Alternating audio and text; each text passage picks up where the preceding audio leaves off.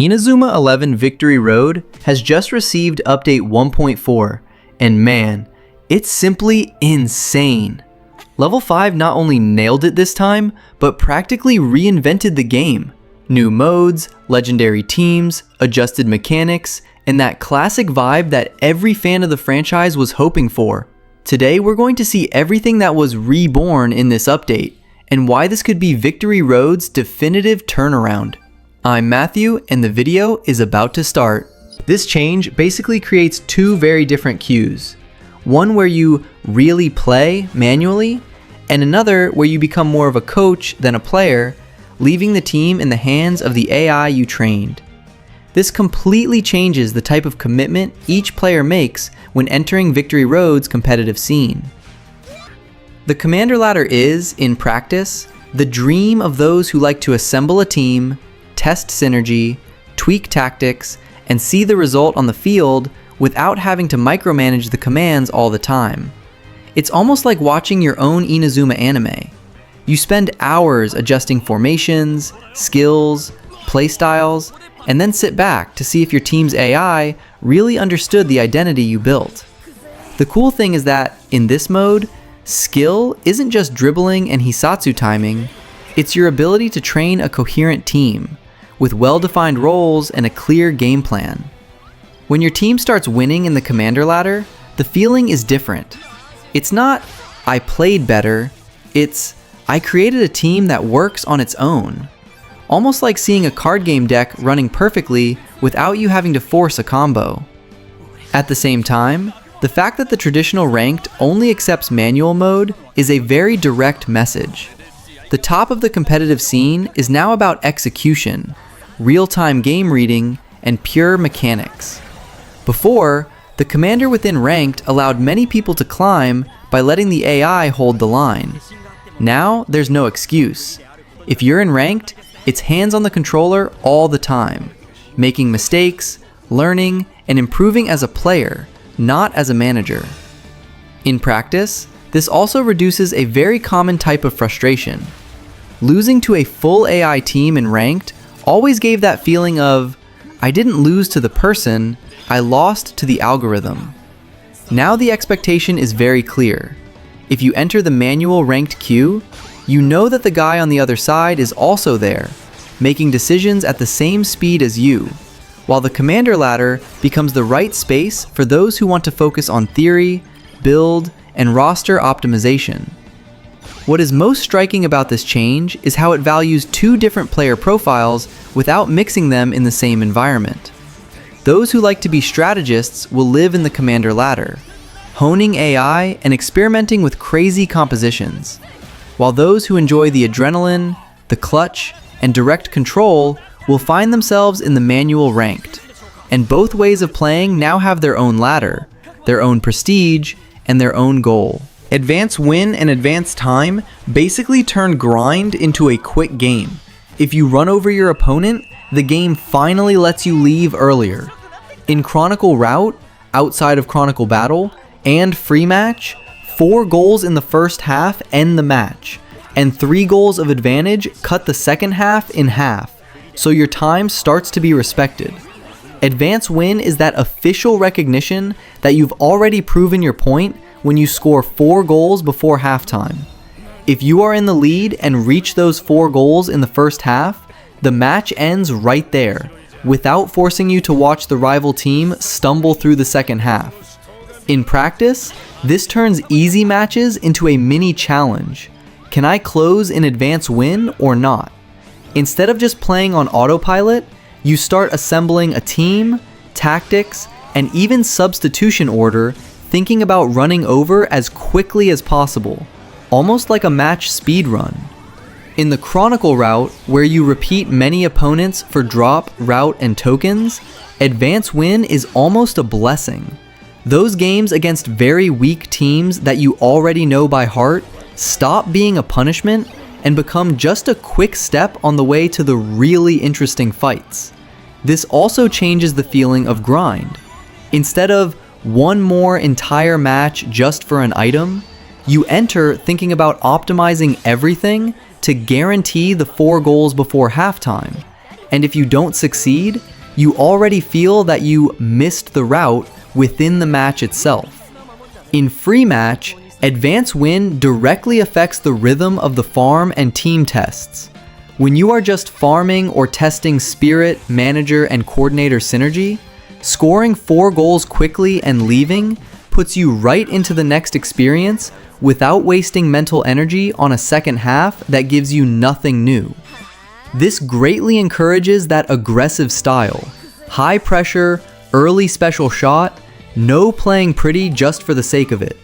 The more efficient you are in execution, the more matches you fit into the same game window, and the faster you feel your team evolving. Advance time is the elegant middle ground.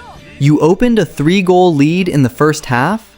The second half exists, but for half the time. It's the game basically saying, okay, something can still happen, but I'm not going to keep you here for too long. This time reduction makes that snowball phase much more tolerable. Instead of spending 5 minutes just defending or passing the ball against a team that has no real chance anymore, you play this compressed garbage time, close the match, and move on to the next route or team adjustment. These two mechanics together make you think of each match as a sprint, not a marathon. You start assembling a lineup focused on first half explosion, strong shots, quick steal skills, managers and coordinators that help open the score early, instead of just betting on teams that scale well at the end of the game. At the same time, it becomes more enjoyable to revisit weak matches in the Chronicle route and free match, because the game respects the fact that your team is already on another level. In the end, advance win and advance time leave Victory Road with a much more modern face. It rewards those who dominate the system and play aggressively, instead of trapping everyone in 100% of the clock, even when the result is already decided. If you've already dived into the Chronicle competition route of Inazuma 11 Victory Road, you know how essential these route unlock battles are to open new paths on the map and relive those epic moments of the series. Well, with update 1.4, they now give 5 Bond Stars on the first victory in each battle. And the best part? Retroactive rewards for those who have already cleared everything before. I was excited when I saw this because Bond Stars are like the holy grail for recruiting those rare spirits in the player universe. And before, these main nodes didn't give anything guaranteed beyond progression. For me, this completely changes the initial grind of Chronicle mode.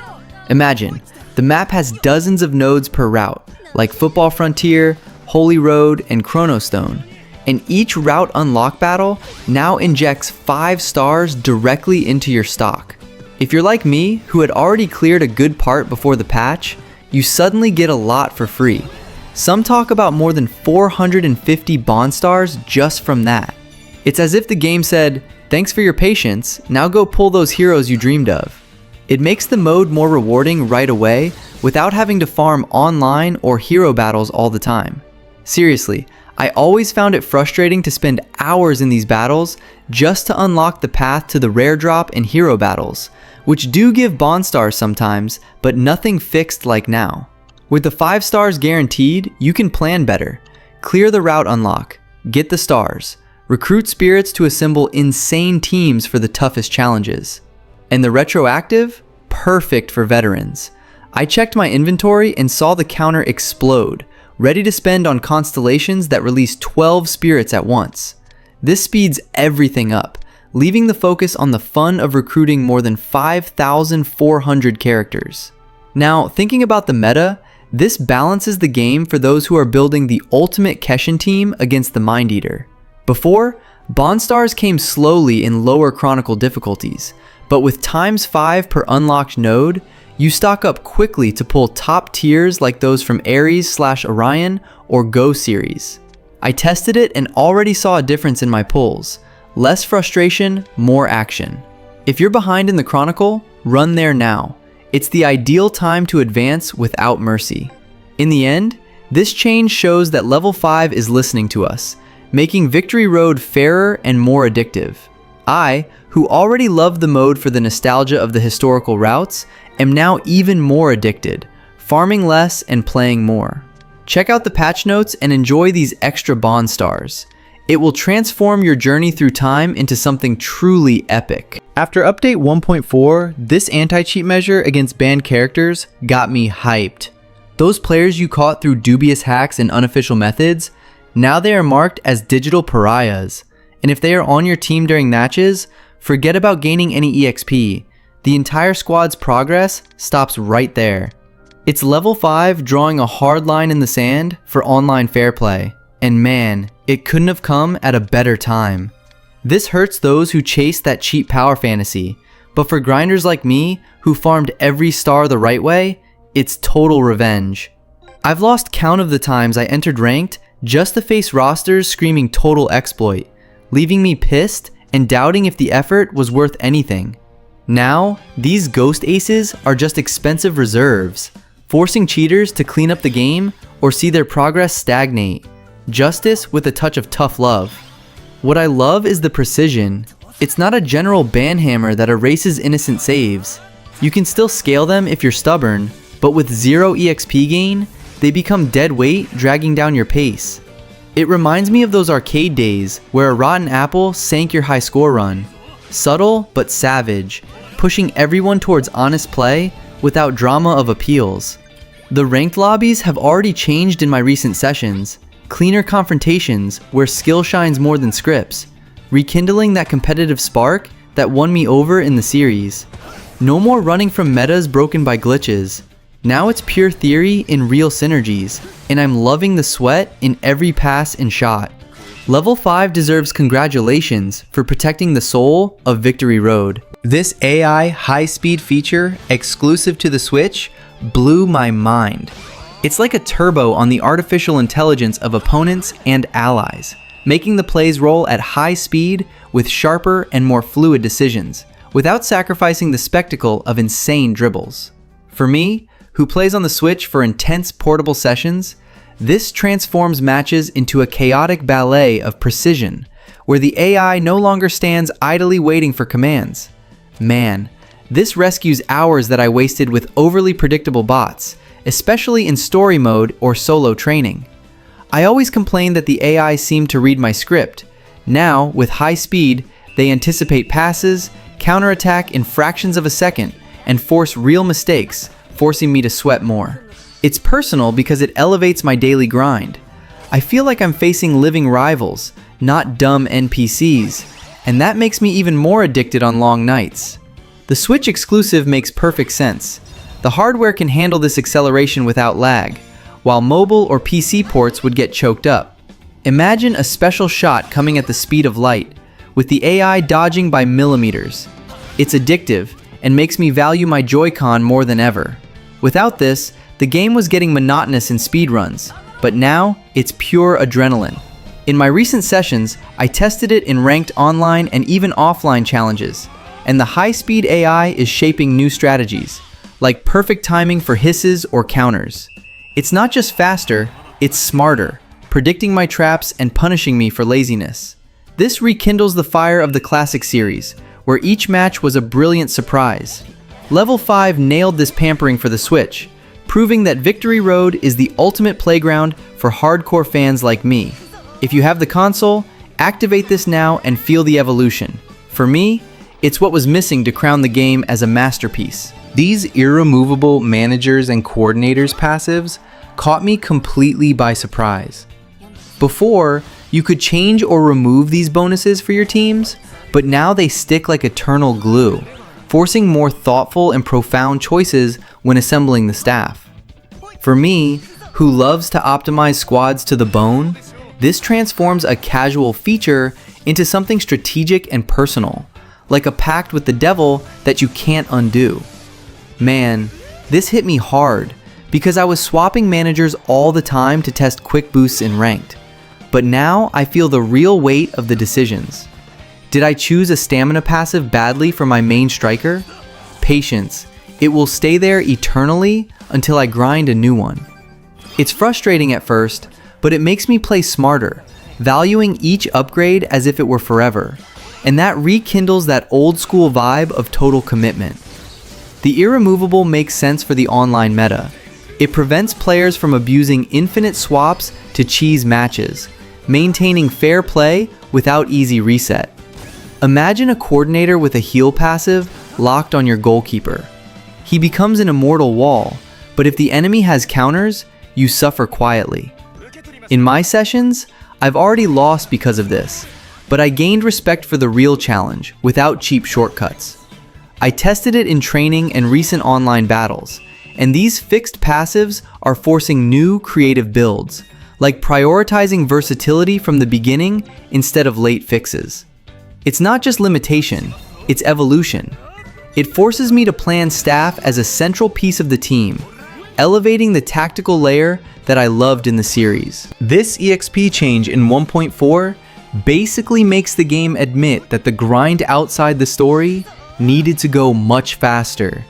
Now, in Chronicle and single competition, the legends go up around 1 level per match, and in Ranked, they gain close to 2 levels per game.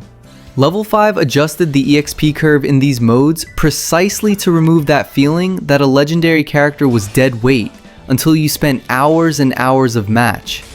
As a player, this completely changes the mood. Each game becomes real progress, no longer that marathon in slow motion. What I like most about this is the freedom to test the team without fear of wasting time. As the legends now level up quickly in these competitive modes, you can rotate builds, tweak tactics, swap pieces, and still feel like you're pushing the roster forward every time you take the field. Instead of being stuck only to your meta team for fear of wasting EXP, you can run crazy rotations, experiment with new synergies, and see these guys grow almost in real time. The EXP buff in Lobby Match is another detail that seems small on paper, but it's huge in the routine. The fact that Lobby pays the same amount of EXP as the Chronicle puts matches with friends, training, and friendlies on the same level of reward as the serious grind. This transforms the lobby into a perfect laboratory. You call the guys, test formation, play with tactics, and in addition, you still see the team level up at a healthy pace, instead of being just a social game without return. The ATDF adjustments in Chapter 9 of the story touch on a sensitive point for those who just wanted to advance in the campaign without hitting a wall of absurd status. The team reduced the attack and defense requirements of that special training in that chapter, precisely so that the player doesn't get stuck having to inflate the number just by system requirement. In practice, the story flows better. You still need to train and think about the team, but there's no longer that feeling that the difficulty curve has taken an unfair leap. As a whole, this EXP plus balance package in Chapter 9 sends a clear message. The game wants to respect your time. Those who live in Chronicle, competition, and Ranked feel the progression accelerate without turning into a party, while those who are stuck in the story finally see the path unlocking without forced grind just to hit ATDF from a spreadsheet.